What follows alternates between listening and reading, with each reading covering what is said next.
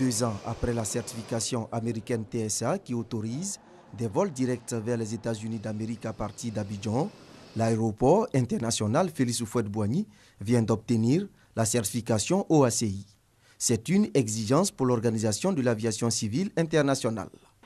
À la différence de l'agrément TSA, abusivement appelé certification américaine, qui porte exclusivement sur la sûreté dans les aéroports, la certification OACI porte sur l'environnement, la sécurité et la sûreté, tant du point de vue des infrastructures que du fonctionnement. Ces défis, Aéria a su les relever.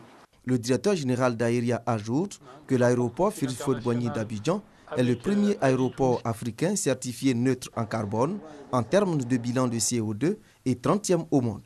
C'est l'image et le sérieux de la Côte d'Ivoire dans l'application des standards internationaux. Et ça, c'est une valeur chère au président de la République, son Excellence M. Alassane Ouattara. Pour les experts en aviation, la certification OACI va favoriser l'installation de nouvelles compagnies. L'exemple du Togo, certifié en 2014. J'avais à peine 7 compagnies, aujourd'hui on a 12 compagnies. Il y a d'autres compagnies qui vont arriver. Augmenter le trafic aérien, c'est le souhait du gouvernement qui veut faire de l'aéroport Félix Houphouët-Boigny d'Abidjan un hub régional en 2020.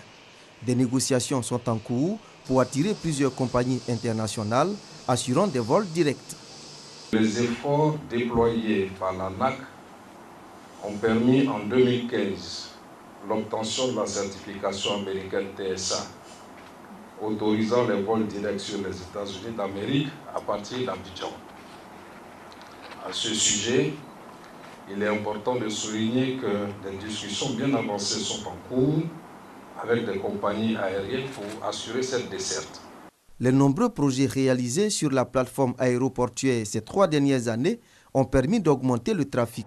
d'1 700 000 passagers en 2015, on est passé à environ 1 850 000 passagers en 2016.